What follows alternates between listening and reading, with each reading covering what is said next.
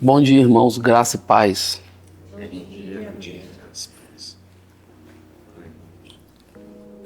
Em Josué capítulo 1, versículo 8, o arranque ali do ministério de Josué, né? A gente vê algumas chaves que são dadas. Irmão, se você prestar atenção na instrução de Jesus, você vai saber exatamente o que é essa chave que ele te deu abre. Algumas pessoas chegam lá, põem a mão na cabeça e pensam, Senhor, o que eu vou fazer? Tá tudo fechado. Aí Deus vai ter que falar com você, mas quando eu te chamei, Moisés, o que eu te dei? No dia do chamado de Moisés, o que Deus deu para Moisés como sinal para o povo? Cajado, irmão. Esse cajado sempre esteve na mão dele, mas diante do mar vermelho ele clamou, Senhor, o Senhor me trouxe para cá, esse povo está me apertando, mas Moisés, o que você tem na sua mão? E às vezes, irmãos, a gente não está entrando, não é porque Deus não deu chaves, é porque a gente ignorou quando ele estava falando. E aí a gente esqueceu que ele já deu na nossa mão todo o poder no céu e na terra para representá-lo. E nada é mais. Assim, a autoridade está na chave, a força, a resistência, o poder está na porta, mas a autoridade é maior do que o poder. Por isso que a gente vê José governando no Egito, né? Embora Faraó que tinha o poder, quem governava. Então a autoridade governa sobre o poder. E aí é natural você ver em alguns lugares, né, presidentes tomando conselho com pastores ou tomando conselho com bruxos, irmãos. Cada um luta no território que acha que convém. Então, Deus deu para Josué chaves e eu tenho certeza que Deus deu a chave que você precisa para enfrentar o que você está enfrentando agora. Está com você. Você precisa fazer um check-up de todas as conversas e todos os pedidos que você fez para identificar onde está essa chave que você não está entendendo, que abre essa realidade que você precisa entrar. Então, irmãos, eu tenho tido certeza disso, né? Toda vez que você está avançando, o inimigo tenta te paralisar e isso não é só com você. E você acha que ele vai te paralisar como? Com algo que você ama. Meu Deus. É ali, é perto. Irmão, não é longe não. O golpe vem de perto. E esse golpe, você precisa dar a resposta correta ainda. Porque senão, irmão, você vai de água abaixo, seu espírito abate. Não, levanta seu coração. O seu olhar para Jesus. Qual o dia que Jesus ficou te devendo alguma coisa, irmão? Qual o dia que Jesus ficou devendo alguma coisa para nós? Então, Jesus dá um sacode, né? Deus dá um sacode em Josué, lá em Josué capítulo 1, versículo 8, fala bem assim, não se aparta da tua boca o livro dessa lei.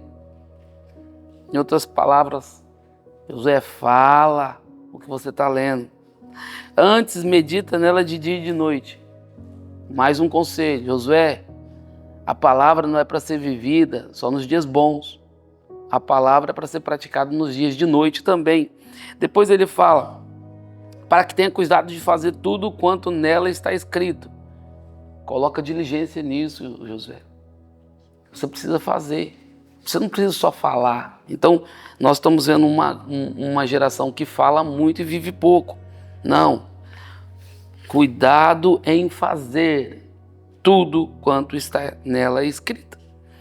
Porque então fará prosperar o teu caminho. Todos aqui, com certeza, tal como eu, querem ser prósperos. E é legítimo, é bom, é maravilhoso, é uma promessa de Deus, para todos nós, mas isso também existe um preço, né? Existe um preço que foi falado em todos os argumentos anteriores, né? Não aparta da tua boca o livro da lei, medita nela de dia e de noite. Tenha cuidado em fazer conforme tudo que nela está escrito.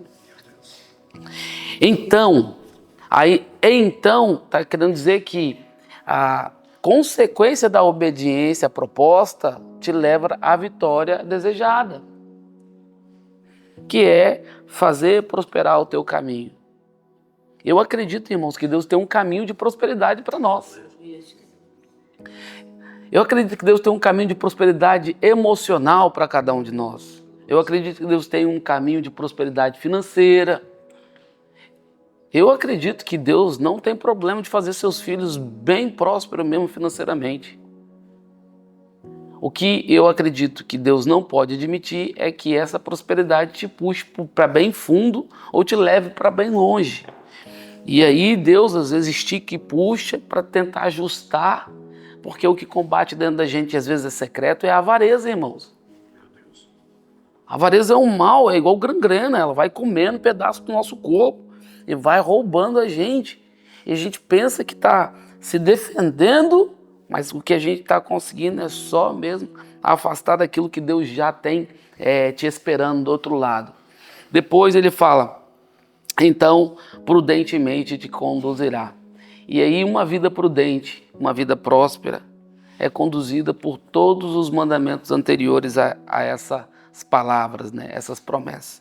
Não adianta saltar, irmãos, os princípios que devem ser obedecidos para poder tentar arrancar a prosperidade e viver conduzido de maneira prudente, porque isso só é possível quando a gente considera todo o desenho de Deus. Irmãos, Deus é Deus de medidas exatas.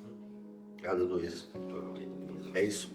Deus é Deus de medidas exatas. Você vai ver Deus sempre instruindo com medidas exatas. E o que isso quer dizer na linguagem mais simples possível? Irmãos, qualquer coisa, qualquer milímetro que você colocar a mais daquilo que Deus te mandou fazer, vai dar ruim. E qualquer pedacinho que você tirar, vai dar ruim também. Irmão, o segredo é você pegar a medida que Deus te deu, o desenho, né? O profético, aquela revelação, e ficar nela. E isso é uma luta, porque eu estou aqui e em algum momento você quer agradar alguém mais do que agradar a Deus. E, irmãos, nós não estamos aqui para agradar pessoas. Nós estamos aqui para amar as pessoas. E amar as pessoas não é agradar. Minha mãe me amou me dando uma surra. E aí? Hoje eu identifico que era puro amor. Ou seja, me dando umas boas chibatadas ali em algum momento da minha vida, porque eu estava me desviando dos ensinamentos da minha mãe. E de igual modo, Deus tem a mesma conduta, irmão. Se precisar te dar um sacode, puxar sua orelha, te dar um safanão, né? Te dar uma mexida boa para você poder colocar esse miolo no lugar, ele vai fazer. Por quê? Ele quer te conduzir por lugares prudentes e seguros. Eu gosto do Salmos 23, que fala bem assim, que Deus não nos leva a água de crocodilos, irmãos. Ele é o pastor que nos leva às águas tranquilas. Em outras palavras, o verdadeiro pastor, ele vai adiante, ele verifica se a água está segura, se a água está limpa.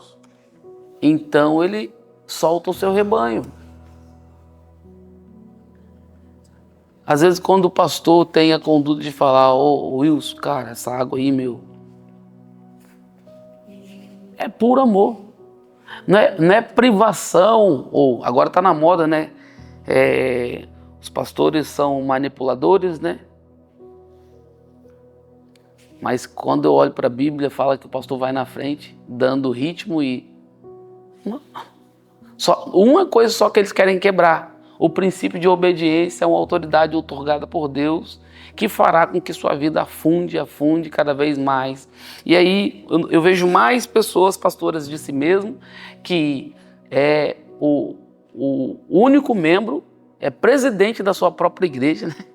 E membro, o tesoureiro, tudo a mesma pessoa. Incrível. Ele mesmo se autodisciplina e depois o presidente, que é ele mesmo, vai lá e se absolve. Não, o presidente diz que Então, é uma luta, é uma luta.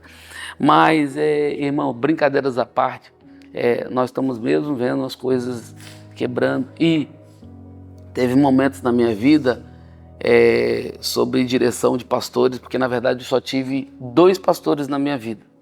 2 pastores. Que foi o apóstolo Marcos, né, que me enviou para cá, e o pastor Clodoaldo, que vocês ouvem falar bastante dele. Tá até meio adoentado, sofreu o 3º derrame. Orar pela vida do pastor Clodoaldo, que eu amo tanto. Teve uma missão na minha vida, que foi me ensinar a ser homem.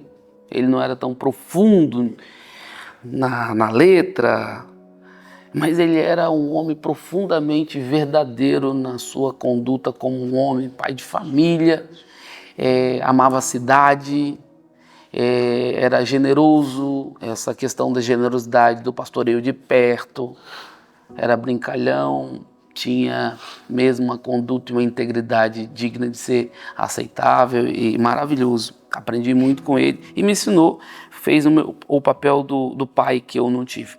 E eu sou muito grato pela vida dele.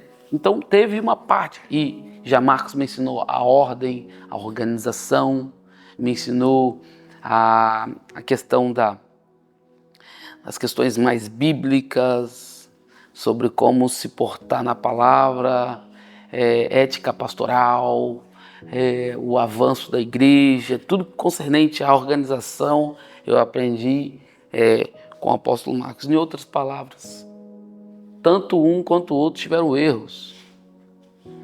E aqui é a grande sacada, independente de erros ou não, que os meus líderes tiveram, serão sempre os meus pastores. E eu tenho muito, muito mais para poder lembrar coisa boa do que coisa ruim. Verdade. E em alguns momentos, em muitos momentos me salvou, né? Engraçado que quando eu aceitei Jesus aos 16 anos de idade, falei com o meu pastor sobre o pecado da imoralidade sexual, da pornografia com ele, e ele, naquela salinha, ele falou assim: meu filho, toma banho no quintal. A partir de agora, eu não vou te disciplinar, você vai tomar banho no quintal durante 3 meses. Cara, lição para a vida. Em outras palavras, irmão, contra coisas morais, pecados, você foge. Toma banho no quintal, cara. Toma banho no quintal. É o computador, então joga ele pela janela. O telemóvel, taca ele contra a parede. É o trabalho, cara, sai do trabalho. Eu lembro quando senti tentado, tive uma guerra no colégio, uma menina, eu recém-casado, falou que estava apaixonado por mim, e eu, cara, jovem, né, fiquei ali, meu Deus, tô podendo, hein, tô abafando, joguei meu cabelo, na altura eu tinha, pro lado, falei, rapaz, mas também uma coisa bonita dessa também tem que tentar alguém. E, enfim, irmão, desconfia, irmão, menino feio, joelhudo, dentuço, uma menina bonita só pode ser o diabo. Eu sabia que o diabo estava enviando ali uma emboscada. Moral da história, desci e fui falar com o meu pastor. Quem faz isso hoje, irmãos? Eu sou fruto da sobrevivência de ter pastor. De não passar pelas coisas sozinho, de confessar. Cheguei na casa dele, era meia-noite, contei o que aconteceu. Tremendo, né? Tremendo de medo, não, de vontade mesmo. O capeta estava me atacando. E aí, irmãos, ele falou assim: cadê seu telemóvel? Ele tá aqui. Tira o chip agora. Você não tem mais esse número. Quebra ele e joga fora. E eu obedecendo, irmão. Só cheguei em casa depois que eu dei conta. Mas quebra o chip, joga fora. Esse ano você perdeu o seu ano letivo para salvar a sua vida. Porque se você continuar estudando esse finalzinho do ano, infelizmente eu vou te ver no inferno. Discernimento, irmão. Pastor de verdade. Foi isso que eu fiz. Naquele ano, ninguém soube. Eu só parei de estudar. Estava faltando 2 meses para terminar meu ensino médio. Naquele ano eu perdi o ano. Porque pastor, irmãos, é isso. Hoje a pessoa não aguenta levar um puxãozão de orelha De vez em quando eu pego uns, você não tem vergonha na sua cara, não? Não é maldade, não. É puro amor. Então, nós precisamos ser pessoas mais resilientes. Hoje, não se pode falar nada, é o pastor que manipula, ou eu vou fazer uma visita a outra igreja. Olha, cuidado, tenha atenção e tal. Cara, é aquela coisa que o pai faz quando o filho vai passear, mesmo velho. O filho vai voltar para sua terra, já tem família e tudo, aí vai conduzindo. O pai fala assim: ó, meu filho, cuidado com o trânsito. Olha, não é manipulação não, irmão, é cuidado. O cuidado está sendo configurado como manipulação agora. Cuidado, olha as placas, não anda acima do limite da velocidade, fica tranquilo. Olha, tenha cuidado, fica esperto. Com isso e com aquilo a gente vai fazendo. Então, a instrução de Deus para Josué, cara, eu tive um pastor que conduziu esse povo até aqui, mas agora eu preciso de um general. Irmãos, quando nós entramos numa fase diferente, todo mundo que nos conhecia como pastor fica surpreendido de ver a gente como general. Mas agora não vai ser aquela voz mansa e delicada de Moisés. Nós vamos precisar de quê? Grita, pega a espada, canta por rede para todo lado. Porque nós vamos lutar agora contra uma nova realidade. E nessa luta contra a nova realidade, as pessoas ficam ofendidas com o pastor local, porque pensa, o pastor já não é mais o mesmo. Eita, o pastor já não é mais o mesmo. Irmãos, você não precisa, para conquistar a sua parte do mesmo pastor, você precisa de uma nova liderança baseada em um novo tempo. Eu sou o mesmo princípio, mas nós precisamos ter uma disposição e uma atitude diferente aqui fora para vencer e demarcar. E eu sei, irmãos, que conhecer a Deus e entender isso aqui que Deus falou com Josué, nós precisamos descobrir mais sobre nós do que sobre Deus, porque circunstâncias revelam a verdade que você está vivendo. Irmãos, a circunstância que você está vivendo acende a verdade. E às vezes nós estamos sendo desmascarados no nossa vida falsa. Porque qualquer circunstânciazinha tira a gente do eixo. E aí, quando aqui a gente fala essa frase, todos os dias no mesmo lugar fazendo a mesma coisa, é uma das instruções que Deus diz para Josué: Josué, medita na lei de dia e de noite. Gente, tem noite também. E eu acredito, irmão, tenho mais noites do que manhãs, do que dia. Irmão, as coisas estão mais difíceis do que fácil.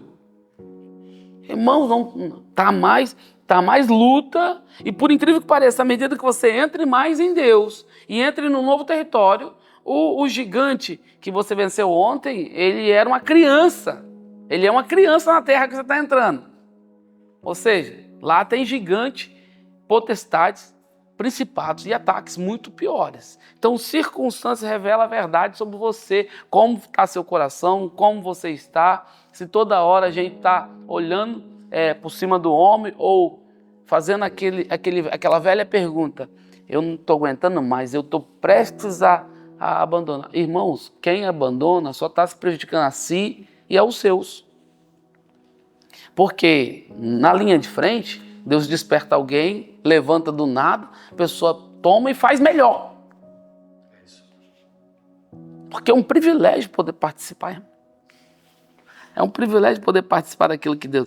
Prudência edifica na rocha e sob o princípio de ouvir e obedecer. O que é prudência, pastor? Prudência é edificar na rocha sob os princípios de ouvir e obedecer. Nós ouvimos muito, mas obedecemos pouco. Mas não, a prudência, ela é construção em cima de uma rocha sobre esse lugar de ouvir e obedecer. Ainda que a chuva desça, ainda que corram os rios, ainda que sopre os ventos e combatam aquela casa. Está lá em Mateus 7, 24. Ainda que isso aconteça, né? A verdade é que é o que permanece na adversidade. Sabe o que é verdade sobre você? É quando você permanece no meio da sua adversidade. Essa é a verdade. A leitura que eu posso ter da sua vida, ou que alguém vai ter da sua vida, não é a leitura do dia bom, é a leitura do dia mal mesmo. Quando aquela perda bate na porta, quando o recurso não dá, ou quando você está passando por uma situação em que você esgotou todos os recursos e maneiras de se salvar por você mesmo, em que você só tem Deus e tem que dar os seus pulos para encontrar Deus nisso tudo. Deus não promove homens, eu falei isso outro dia, Deus promove a verdade, então fique na verdade. A verdade é a rocha, a verdade é Cristo. E se você quer ter uma casa segura, bem fundamentada, você precisa cavar até encontrar Jesus e colocar os seus pezinhos em cima dessa rocha. Porque a nossa vida está escorregando, porque a gente está no charco e no lodo. Mas a palavra do Senhor nos Salmos fala que Ele tirou os meus pés do charco e do lodo e me colocou sobre uma rocha. Deus quer transportar você para a rocha. Agora, a rocha, a casa bem edificada, também sofre chuvas, também sofre rios, também sofre ventos, coisas ruins também combatem aquela casa. Qual a diferença dela para a casa construída sobre a areia? A diferença é que ela está sobre a rocha. E no dia da sua adversidade, ela não reda pé do seu lugar, seu fundamento está seguro, ela pode até perder alguma telha, ou arrancar alguma árvore da frente do seu quintal, mas ela vai estar lá e ela conta uma história. O próprio Jesus disse: eu sou o caminho, a verdade e a vida. Deus lhe deu um nome que é sobre todo nome, nome pela qual os joelhos no céu e na terra e debaixo da terra têm que se dobrar. E se você não sabe o que é temor, vou te falar agora a definição de temor. Temor é considerar precioso quem fala e o que fala. O que é temor a Deus? Considerar precioso quem fala e o que fala. É a definição mais ajustada para temor que eu já tive, né? Não é medo. O dicionário vai te dar algumas, mas essa aqui, ela é plena, ela completa, que é considerar precioso Deus. Porque é quem fala, eu estou olhando para quem fala. Quem fala merece toda a minha atenção e todo o meu respeito. E agora, considerar o que falou para colocar em prática. Isso é consideração, isso é temor. Relevância, irmãos.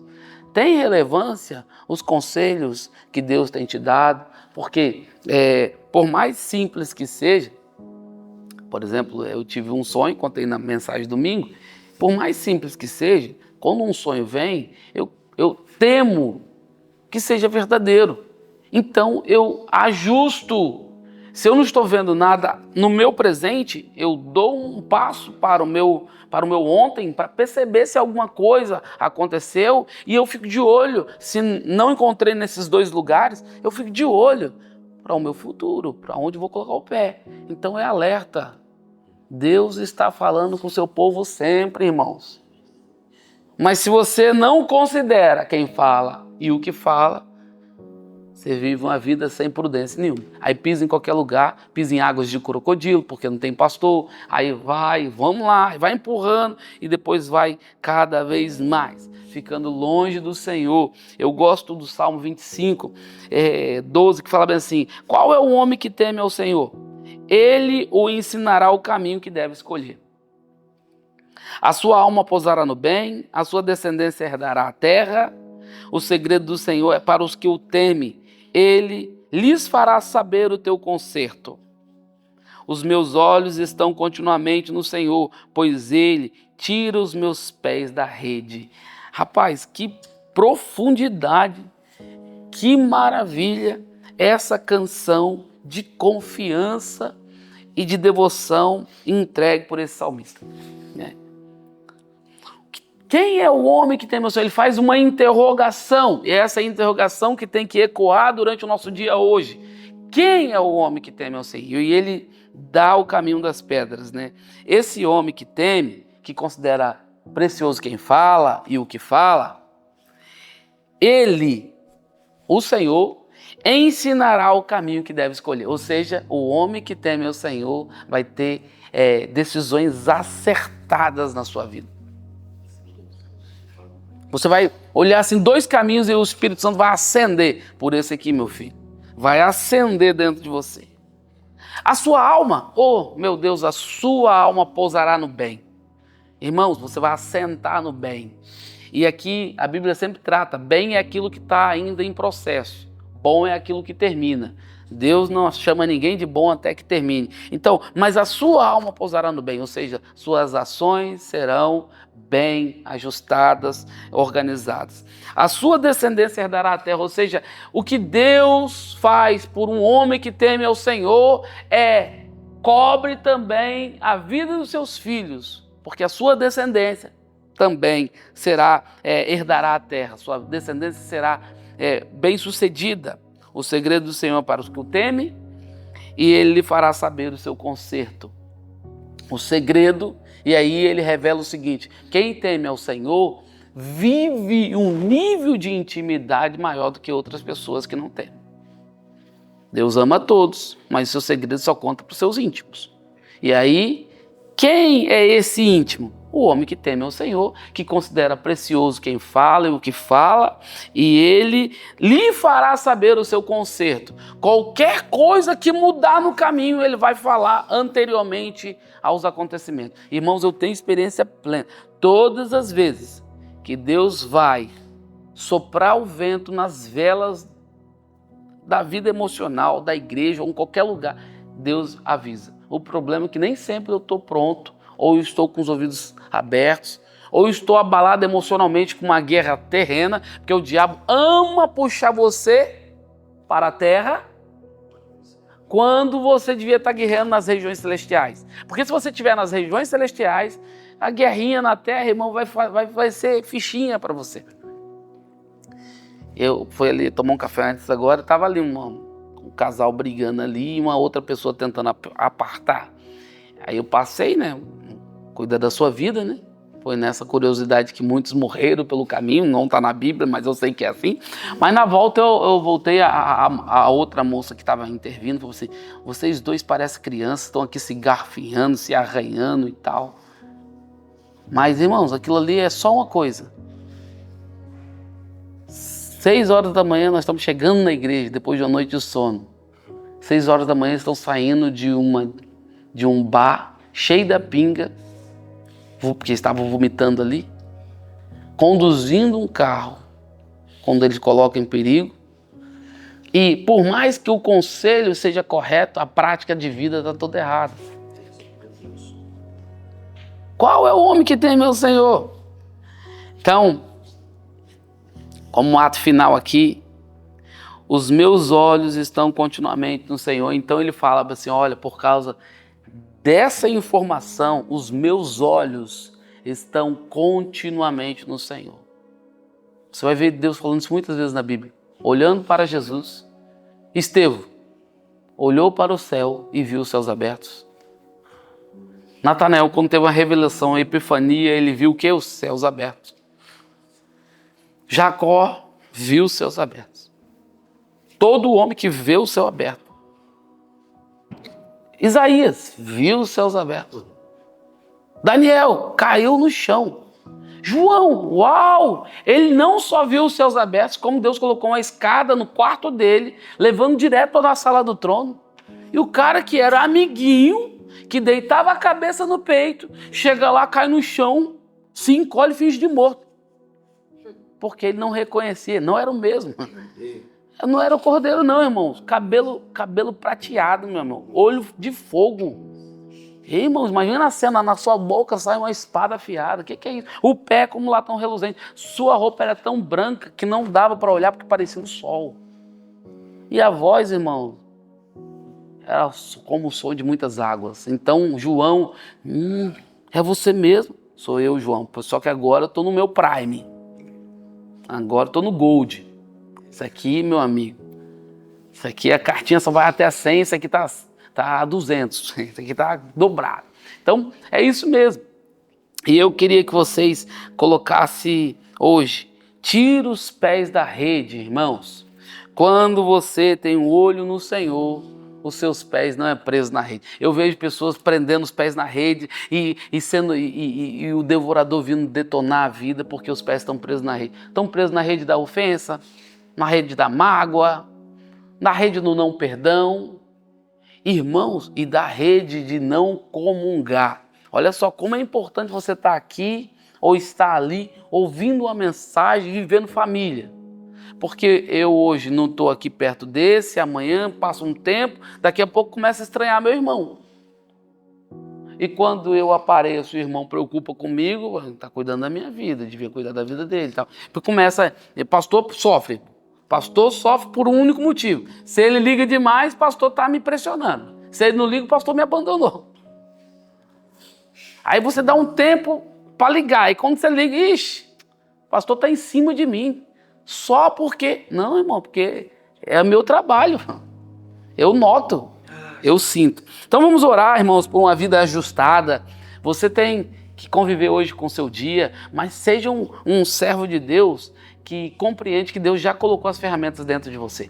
Senhor, em nome de Jesus, assim como Josué, Pai, foi levantado e a circunstância não paralisou Josué, antes pelo contrário, ele entrou na terra prometida, ele venceu reinos, ele venceu reis, ele destruiu cidades e ele também conquistou cidades. E o Senhor operou grandes sinais por intermédio da vida de um homem que não se apartou da boca o livro da lei. E o Senhor antes meditou nela de dia e de noite, teve cuidado de fazer tudo quanto nela estava escrito, e o Senhor prosperou tudo que ele empreendeu, Pai. O Senhor conduziu ele prudentemente, Pai. E se em algum lugar, Pai, como em Ai, Senhor, teve aquela guerra, Israel caiu, Pai, todo mundo sabia que alguma coisa, Senhor, tinha sido quebrado na ordenância, alguma medida de Deus tinha sido desprezada. Então, Senhor, não nos deixe perder a medida de Deus.